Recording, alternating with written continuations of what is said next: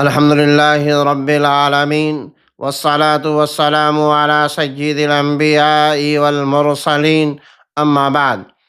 میرے محترم بھائیوں اور بہنوں، الحمدللہ ہم نے 15 دن تک اپنے دل، اپنی زندگی، اپنی عبادت کو سنوارنے کی کوشش کی، اور آج ہم اس عظیم مہمان کے دروازے پر کھڑے ہیں جو رمضان المبارک ہے۔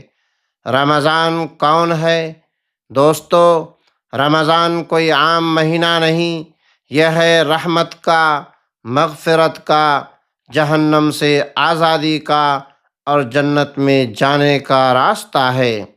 حضور صلی اللہ علیہ وسلم نے فرمایا، جب رمضان آتا ہے جنت کے دروازے کھول دیے جاتے ہیں۔ ہم رمضان کو کیسے ضائع کرتے ہیں؟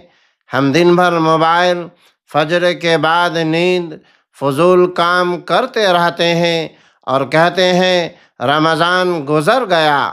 یہ بہت بڑا نقصان ہے۔ رمضان کا صحیح استقبال یہ ہے کہ نیت کی صفائی، گناہوں سے توبہ، عبادت کا پلان، اخلاق کی حفاظت۔ رمضان کا روزانہ شیڈول، سحری، تہجد، نماز، تلاوت، دن میں ذکر، افطار، دعا، تراویح، یہی کامیاب رمضان ہے۔ ایک بزرگ فرماتے تھے، اگر میرا رمضان اچھا گزر جائے تو مجھے پورے سال کی فکر نہیں رہتی۔ کیوں؟ کیونکہ رمضان زندگی بدل دیتا ہے۔ رمضان کے بعد بھی اسی عمل پر قائم رہے۔ اصل کامیابی یہ نہیں کہ رمضان میں نیک بنے، اصل کامیابی یہ ہے کہ رمضان کے بعد بھی نیک رہیں۔ یہی قبولیت کی علامت ہے۔